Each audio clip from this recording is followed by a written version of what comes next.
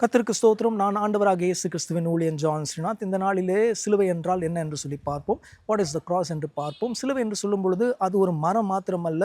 சிலுவை என்று சொல்லும் பொழுது அங்கேதான் ஆண்டவராகிய இயேசு கிறிஸ்து தம்முடைய மிகப்பெரிய அன்பை வெளிப்படுத்தின ஒரு இடமாய் காணப்படுகிறது. சிலுவை என்று சொல்லும் பொழுது அந்த சிலுவையிலே தான் தேவன் ஒவ்வொரு மனுஷனும் செய்த பாவத்துக்கு தன்னுடைய ஜீவனை விலையாய் கொடுத்த ஒரு இடமாய் காணப்படுகிறது.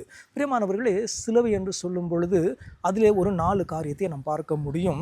யோவான் 3ஆம் அதிகாரம் 16ஆம் வசனத்தில் வாசிக்கும் பொழுது, தேவன் உலகத்தில் இவ்வளவாய் அன்பு கூர்ந்தார் என்று பார்க்கிறோம். எவ்வளவாய் அன்பு கூர்ந்தார் என்றால் தன்னுடைய ஜீவனையே மனிதர்களுக்கு கொடுக்கும்படி அந்த அளவுக்கு அன்பு தேவன் மனிதர்கள் மீது வைத்திருந்தார் என்று பார்க்கிறோம். ஒரு 4 காரியம் சொல்ல வேண்டும் என்றால் சிலுவை குறித்து, சிலுவை அண்டையிலே நாம் என்ன பார்க்கிறோம் என்றால் தேவனுடைய அன்பை பார்க்கிறோம். அங்கே முதலாவது இயேசு கிறிஸ்து நம்மிடத்தில் அன்பு கூர்ந்தார். நாமல்ல, அவர்தான் நம்மிடத்தில் முதலாவது அன்பு கூர்ந்தார் என்று பார்க்கிறோம். இரண்டாவதாக அங்கே ஒரு பலியை பார்க்கிறோம். இயேசு கிறிஸ்து தாமாகவே முன் தன் ஜீவனை பலியாக செலுத்தினார் என்று பார்க்கிறோம்.